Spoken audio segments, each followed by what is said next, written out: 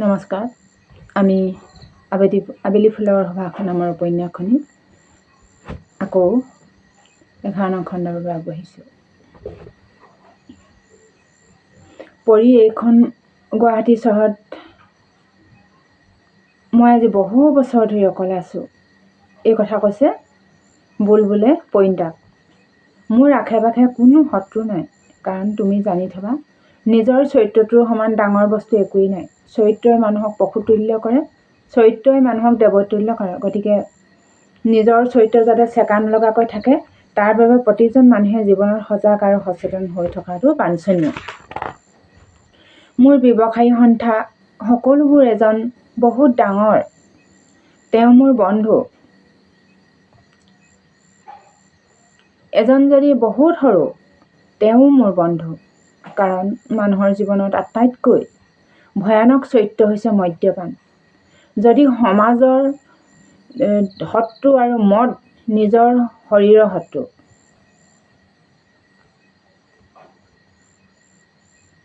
যদি সমাজৰ চৰিত্ৰ শত্ৰু আৰু মদ নিজৰ শৰীৰৰ শত্ৰু, এই দুয়োটা দিশৰ শত্ৰু যেতিয়া কাষ চাপে, যেতিয়াই মানুহৰ সৎ চৰিত্ৰৱান মানুহৰ সংগ হেৰাই, তেতিয়াই জীৱনত বিঘিনি আহে। সেইবাবে বন্ধুবৰ্গই মদ খাই মই তেতিয়াই আঁতৰি থাকোঁ। মই তাৰ কাষ চাপি কাহানিও যোৱা নাই, কিন্তু তথাপিতো মোক বন্ধুবৰ্গই কোনোদিন বেয়া নাপায়, কাৰণ আঁতৰি আহিব জানিব লাগিব তেওঁলোকৰ ওচৰৰ পৰা। এতিয়া বুজিলাতো, মানুহক ঈশ্বৰে ভাল পাবলৈ হ'লে ঈশ্বৰে ভাল পোৱা কৰ্ম কৰিবই লাগিব। এই ধন সম্পত্তি এতিয়া ঈশ্বৰৰ দান আৰু তোমাৰ সৌভাগ্য। গতিকে আমাৰ জীৱনলৈ যেন এনেকুৱা এজন মহৎ সন্তান আহে, যাৰ বাবে আমি জীৱনৰ বাকী সময়ছোৱা আনন্দত থাকিব পাৰোঁ।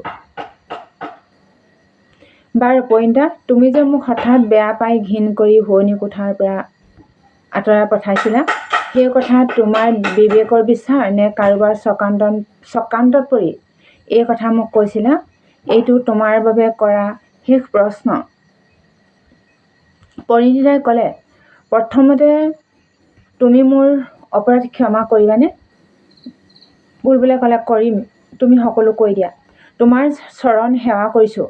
তুমি যি প্ৰশ্ন কৰিছা সেই প্ৰশ্ন একেবাৰে সুস্থ বিবেক বুদ্ধি থকা মানুহৰ প্ৰশ্ন। সঁচা কথা ক'বলৈ গ'লে মই তোমাক নিজৰ প্ৰাণতকৈ ভাল পাইছিলোঁ। কথা হ'ল, প্ৰকৃত ভাল পোৱাৰ হৃদয়খনত যদি কোনোবাই বৰ ঘৃণাৰ ভাৱ সুমুৱাই দিয়ে, সেইটো কিন্তু ডাঙৰ এটা ভাইৰাছ। সেই আকস্মিক মুহূৰ্তটোত কোনো মানুহেই ধৈৰ্য ধৰিব নোৱাৰে। আমাৰ আৰু তোমাৰ ঘৰলৈ অহা সেই শাক পাচলিৰ বেপাৰ কৰা মানুহগৰাকীয়ে কৈছিল, লোকৰ ঘৰত কাম কৰি থকা এই ল'ৰাৰ ওপৰত, অৰ্থাৎ এজন অচিনাকি যুৱকৰ ওপৰত তোমাৰ কি আত্মবিশ্বাস হ'ল? তুমি যে এনেকৈ পলাই আহিলা, কাইলৈ সি তোমাকো এৰি ক'লৈ পলাই গুচি যাব তাৰ কি বিশ্বাস আছে? গতিকে তুমি এতিয়াই উচিত সিদ্ধান্ত লোৱা, ঘৰলৈ ঘূৰি যোৱা।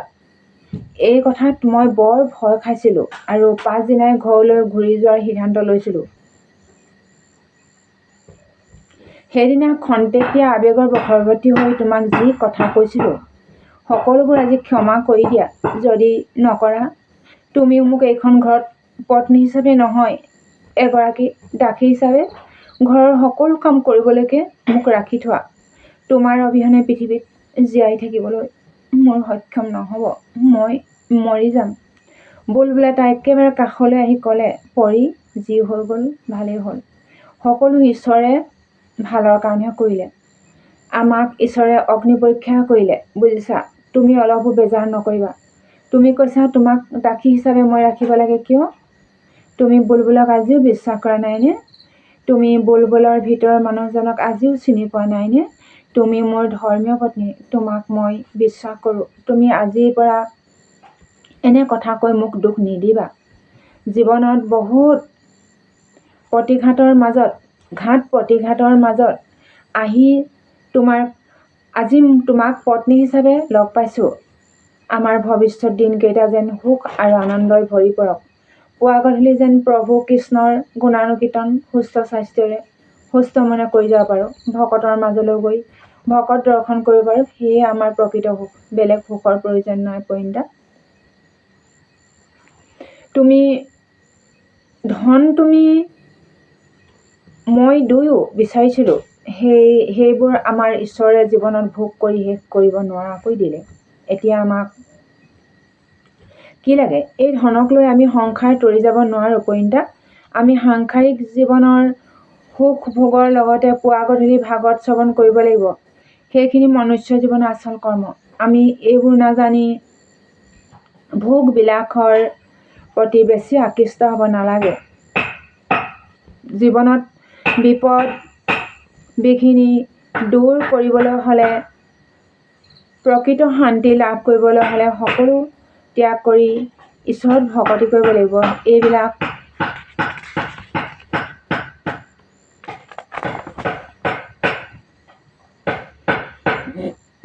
শাস্ত্ৰৰ বিধান। কাকো মিছা কথা নকবা, কাকো ঠগ প্ৰবঞ্চনা নকৰিবা। এইবিলাক ঈশ্বৰৰ বিধান। এইবোৰেই মনুষ্য জীৱনৰ প্ৰকৃত কৰ্ম।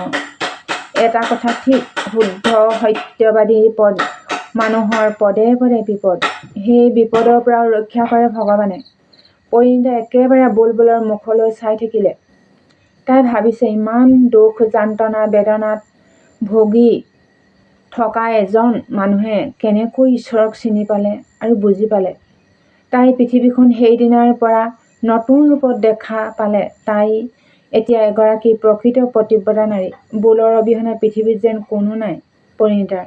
বুলবুলে নাখালে তাই নাখায়। গৃহকৰ্মত তাই পুৱা গধূলি ঈশ্বৰক একান্ত মনে সকলো অৰ্পণ কৰিহে অন্য কামবোৰ চিন্তা কৰে। গধূলি নামঘৰত সোমাই বন্তি জ্বলাই প্ৰাৰ্থনা কৰে। তাইৰ লগৰ মহিলাসকলক কয়, যি পুৰুষে পত্নীক ঈশ্বৰৰ জ্ঞান দিয়ে, মই সেইজনকে প্ৰকৃত স্বামী বুলি ভাবোঁ। মোৰ দেহ মন মোৰ স্বামীয়ে পৰিৱৰ্তন কৰিলে। মই এতিয়া সম্পূৰ্ণ পৃথিৱীত সুখী। ওচৰ চুবুৰীয়া মহিলাসকলে পৰিণীতাৰ কথা সন্তুষ্ট নহয়। এদিন দুপৰীয়া ৰেখা, প্ৰীতি, মধুস্মিতা, অনুজা এইসকল একেবাৰে ঘৰৰ কাষৰ পৰিণীতাৰ লগৰ মহিলা। তেওঁলোকৰ ঘৰত চাহ খাবলৈ বুলি দুপৰীয়া আহিল। তেওঁলোকে পৰিণীতাৰ ঘৰত চাহ তামোল খাই খন্তেক জিৰণি ল'লে আৰু বহুত কথাও পাতিলে। কিন্তু পৰিণীতাই কোনো তেওঁলোকৰ সংসাৰৰ বাহিৰে কথা নাপাতি বুলবুলৰ কথামতে কেৱল ঈশ্বৰৰ কথা পাতিলে। তাই ক'লে, নিজৰ ঘৰখন সমাজত কোনো বিপদ বিঘিনি নাহিবলৈ সদায় মই পুৱাতে ঈশ্বৰ স্থানত ধূপ দীপ জ্বলাইহে ঘৰুৱা কাম বন কৰোঁ। এইবিলাক কৰ্মহে মোৰ প্ৰকৃত কৰ্ম যেন লাগে আৰু দিনটোলৈ মন গা ভাল লাগি থাকে। কেৱল এগৰাকী মহিলাইহে পৰিণীতাৰ কথাত শলাগ ল'লে। বাকী কেইগৰাকীয়ে মুখ কেইখন কোচাই নিলে। তেওঁলোকৰ অকল ভগৱানৰ কথা, শাস্ত্ৰ ভাগৱতৰ কথা। এইবিলাক শুনি আমাৰ ভাল নালাগে বুজিছা, এগৰাকী মহিলাই এগৰাকীক মনে মনে ক'লে। কাৰণ তেওঁলোকে পাতিব বিচাৰিছে ল'ৰা ছোৱালী আৰু ধন সম্পত্তি গাড়ী মটৰ কিনাৰ কথা। পৰিণীতাই এই কথাত মনোযোগ নিদিয়ে। ঘনে ঘনে ভিতৰলৈ উঠি গৈ চাহ তামোল আনি তেওঁলোকক যোগান ধৰে। স্বামীয়ে যেনেকৈ ওচৰ চুবুৰীয়া আহিলে শাস্ত্ৰ ভাগৱতৰ বাহিৰে অন্য কথা পাতি সময় নষ্ট নকৰে আৰু পৰিণীতাই তেনেদৰে স্বামীৰ আদেশ পালন কৰে। শেষত মহিলাসকলে পৰিণীতাৰ অন্য কথা নাপাতে বুলি অসন্তুষ্ট মনে ঘৰলৈ ঘূৰি যায়। তেওঁলোকে পৰিণীতাক ভালো পায়, বেয়াও নাপায়। এইদৰে ওচৰ চুবুৰীয়াৰ লগত বুলবুল আৰু পৰিণীতাৰ দিনবোৰ পাৰ হৈছে। কিন্তু বুলবুল আৰু পৰিণীতাক ওচৰ চুবুৰীয়াই এটি কাৰণত বৰ ভাল পায়। লখিমপুৰৰ গাঁৱৰ ঘৰৰ অনা পকা কমলা, আম, ঔটেঙা, ফিছাৰীৰ মাছলৈকে ওচৰ চুবুৰীয়াক সমানে ভগাই দিয়ে আৰু কমকৈ আনিলে সকলোকে ঘৰত খাবলৈ মাতে। কোনোদিনে পৰিণীতা আৰু বুলবুলে নিহাৰিকা, জোনালী আৰু পৰিস্মিতা, প্ৰাচুৰ্য, অজয়, বিমলহঁতক এৰি গাঁৱৰ ঘৰৰ বস্তু অকলে এৰি নাখায়। বুলবুল গাঁৱৰ ঘৰলৈ গ'লে গাঁৱৰ পৰা বৰমাক বৰদেউতাকে আহিলে সিহঁতে সদায় বৰ ভাল পায়। এইদৰে বুলবুলহঁতৰ ঘৰৰ লগত ওচৰ চুবুৰীয়া মৰমৰ এনাজৰীডাল অতি মধুৰ হ'ল। এদিন পৰিণীতাই ৰাতিপুৱাই ঘৰৰ সকলো আগফাল পিছফাল বাঢ়নীয়ে সাৰি পদূলিৰ গেটখন খুলি চাফা কৰি আকৌ বন্ধ কৰি থৈ আহিছে। বুলবুল বাৰান্দাৰ চোফাৰ এখনতে বহি হঠাৎ পৰিণীতাক লক্ষ্য কৰিলে। সি মনতে ভাবিলে, পৰিণীতাজনী আগতকৈ বহুত ধুনীয়াজনী হৈ পৰিছে। গাল দুখন, হাত ভৰিবোৰ তাইৰ আগতকৈ বহুত পুৰঠ হৈ পৰিছে। সি চোফাখনত বহি পৰিণীতালৈ একেৰাহে চাই আছে। তাকে দেখি পৰিণীতাই বুলবুলক মাত লগালে, আজি মোক তুমি বৰ চাইছা যে, বহুত দিন দেখা নাই নেকি বাৰু? পৰিণীতাই গহীনকৈ হাঁহি এটা মাৰি ক'লে। পৰিণীতাই হাঁহিলে বৰ ধুনীয়া লাগে, বিশেষকৈ তাই দাঁত দুপাৰি চিকচিকীয়া আৰু বৰ সৰু সৰু। সেই হাঁহিতে এদিন বুলবুলে তাইৰ প্ৰেমত পৰিছিল আৰু আজি তাইৰ হাঁহিটো দেখি বুলবুলে ক'লে, পৰী, তোমাৰ হাঁহিটোৱে মোক তোমাৰ প্ৰেমত পেলালে, বুজিছা? তুমি কিন্তু এনে হাঁহি সকলো পুৰুষৰ ওচৰত নামাৰিবা দেই। সি তাইক হাতখনত ধৰি ভিতৰলৈ লৈ গ'ল আৰু তাইক মৰমেৰে ক'লে, তোমাক কিয় মই চাইছোঁ জানানে? তুমি মোৰ কাষতে বহাচোন, তোমাক কথা এটি কওঁ। পৰিণীতাই ভিতৰলৈ গৈ বুলৰ ওচৰত সৰু ছোৱালীৰ দৰে বহি বুলৰ মুখলৈ চালে। বুলবুলে ক'লে, পৰী, তোমাক আজি সঁচাকৈ মই বৰ ধুনীয়া দেখিছোঁ আগতকৈও। আৰু এটি কথা কওঁ শুনা। বুলবুলে তাৰ বাকচৰ পৰা এডাল নেকলেছ, এডাল চেইন আৰু দুযোৰ সোণৰ ফুলি, দুটা সোণৰ আঙুঠি উলিয়াই পৰিণীতাক পিন্ধাই দিলে আৰু ক'লে, তোমাৰ বাবে মোৰ মৰমৰ উপহাৰ এইকেইটাই সোণৰ গহনা। কালি সকলোখিনি সোণাৰীয়ে প্ৰস্তুত কৰি আনি মোৰ দোকানত দিলেহি। তোমাক আজিহে মোৰ নতুন বোৱাৰীৰ দৰে লাগিছে পিন্ধি লোৱাৰ পাছত, কাৰণ আজিলৈকে পইচা থাকিও তোমাক দিব পৰা নাই সোণৰ গহনা। পিছে এটা কথা নহয় পৰী, সংসাৰলৈ আহিব জানো নতুন এটি ঈশ্বৰৰ উপহাৰ? কাৰণ আমাৰ বিয়াৰ উপযুক্ত সময়বোৰ যে পাৰ হ'ল, মই কিন্তু একো অহাটো নিবিচাৰোঁ। এতিয়া এই বয়সত সন্তানৰ যত্ন লোৱাটো আৰু মানসিকতা মোৰ একেবাৰে দেখোন নাইকিয়া হ'ল। পৰিণীতাই ক'লে, যদি ঈশ্বৰে দিব বিচাৰে আদৰি ল'ম, যদি নিবিচাৰে তাকো কোনো আসক্তি নাই। কিন্তু এটা কথা, মই আজি প্ৰায় 2 মাহ 15 দিন পাৰ হৈ গ'ল মাহেকীয়া হোৱাৰ পৰা বিৰত আছোঁ। কথাটো একো অনুভৱ হোৱা নাই। ডাক্তৰৰ পৰামৰ্শ ল'ব পাৰিলে ভাল আছিল। বুলবুলে ক'লে, তুমি ইমান এটা ডাঙৰ কথা মোৰ আগত কোৱা নাছিলা কিয়? মই আজি এটা আচৰিত সপোন দেখিছিলোঁ জানা। সপোনটো হ'ল এজোপা গছৰ পৰা বৰ ধুনীয়া এপাহ ফুল হঠাৎ হৈ গ'ল। মই গছজোপাৰ তলত জিৰণি লৈ আছিলোঁ। ফুলপাহ ইমান সুগন্ধি যে বহুত মানুহে আহি সেই ফুলপাহৰ আচৰিত সুগন্ধ ল'বলৈ মোৰ কাষ চাপি দৌৰি আহিছে। মই অকস্মাত টোপনিৰ পৰা সাৰ পাই দেখিলোঁ কেতিয়াবাই ৰাতিপুৱালে দোকান খুলিবলৈ দেৰি হ'ব বুলি লৰালৰিকৈ শুই উঠি আহি মাথোন বাৰান্দাৰ চোফাখনত বহি তোমাক লক্ষ্য কৰিলোঁ। পৰিণীতাই আকৌ হাঁহি হাঁহি ক'লে, অন্যন্যা চাগে চাবলৈ বৰ মন নাযায় ন, কাৰণ জানমণিলৈ মনত পৰে ন? বুলবুলে ক'লে, আকৌ ছোৱালী, পুৱা গধূলি ব্যৱসায় নকৰি তোমাক চাই থাকিলে পেট ভৰিব জানো? কাইলৈ বুঢ়া বুঢ়ী হ'লে তোমাক মোক কোনে চাব? ধন এগাল দেখিলে আমাক সকলোৱে লক্ষ্য কৰিব। ধন নহ'লে গেলা গোন্ধাব বুলি বকৰণিত পেলাই থৈ আহিব জানা। আজিৰ যুগৰ কথা টিভি, বাতৰি কাকত আদি সদায় দেখি শুনি আছোঁ। গতিকে ব্যৱসায় কৰি ধন ঘটিবই লাগিব আমি। পৰিণীতাই অকস্মাত উঠি গৈ বুলবুলক একাপ চাহ দিলে আৰু নিজেও খালে। তাৰ পাছত বুলবুলক ক'লে, আজি তুমি গাড়ীখন অলপ চাফা কৰাচোন, ডাক্তৰৰ ওচৰত পৰীক্ষা কৰি আহোঁ। বুলবুলে ক'লে, তুমি ঠিকেই কৈছা, ব'লা ডাক্তৰৰ পৰামৰ্শ লৈ আহোঁ। দুয়ো যাবলৈ প্ৰস্তুত হ'ল। বুলৰ যদিও সন্তানৰ প্ৰতি কোনো হেঁপাহ নাই, তথাপি তাৰ মনটো আজি বৰ ভাল লাগিছে।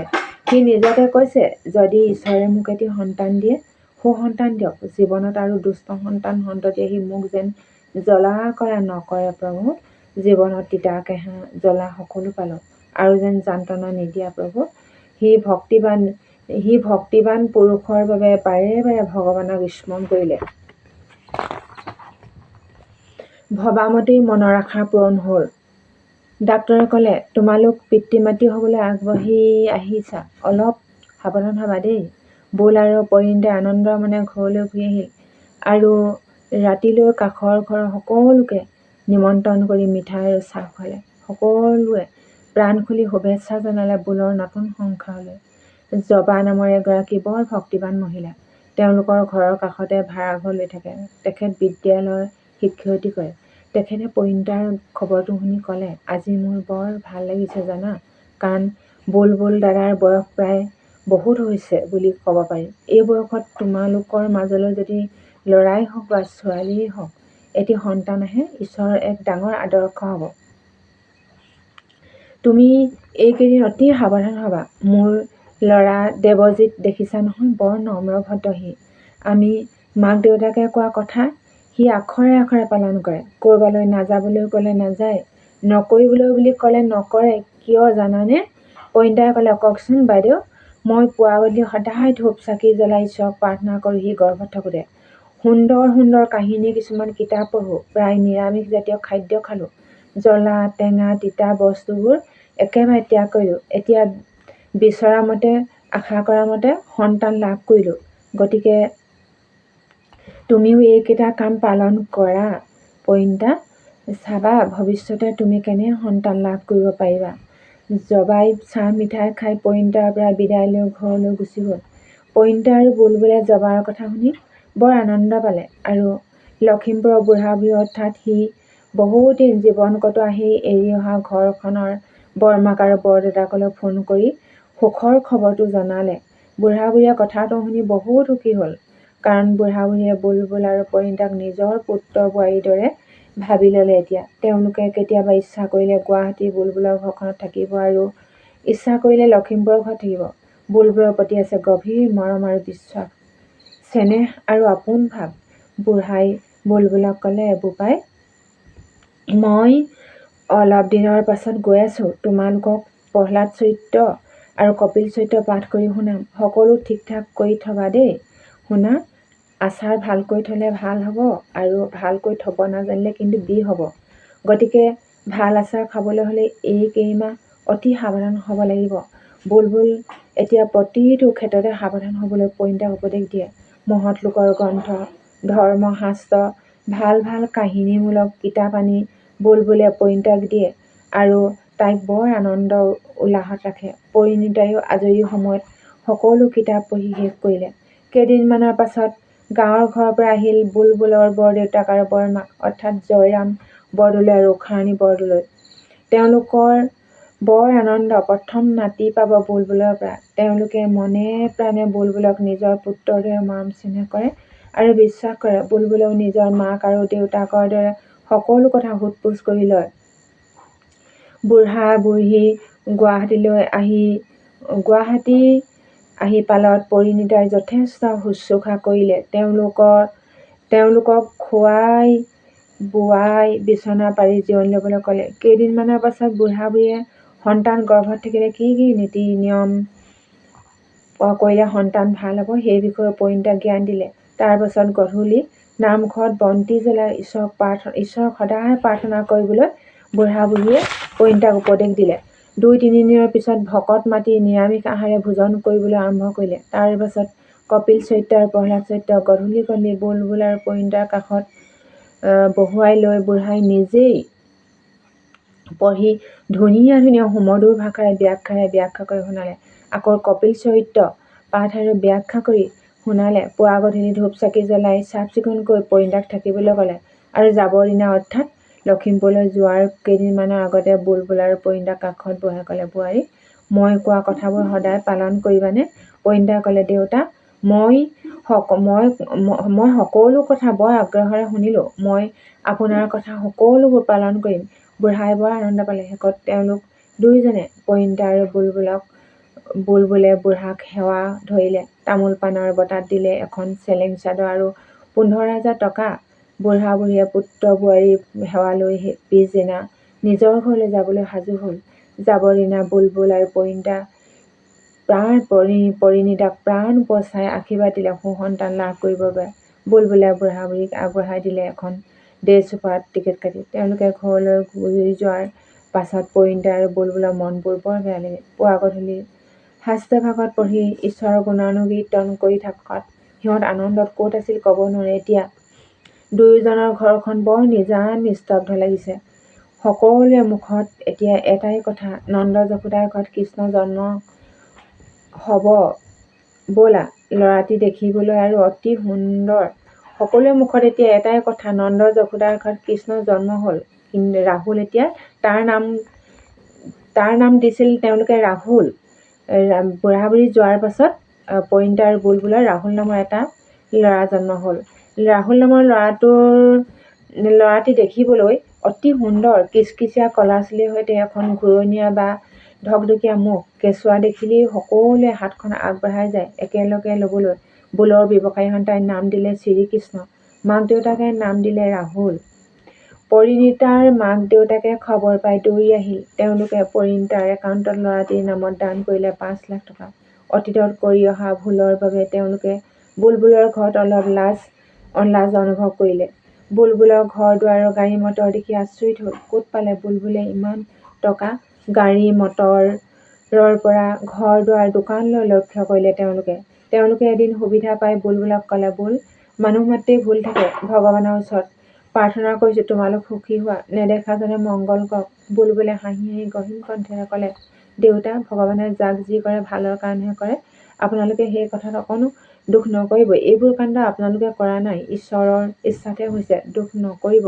বুলৰ কথাত তেওঁলোক অতি সুখী হ'ল। ধন্যবাদ। আমি আবেলি ফুলৰ সুবাস নামৰ উপন্যাসখনি ইমানতে সামৰণি মাৰিছোঁ। আশা কৰোঁ আপোনালোকে যদি ভাল পায় এটা কমেণ্ট কৰিব।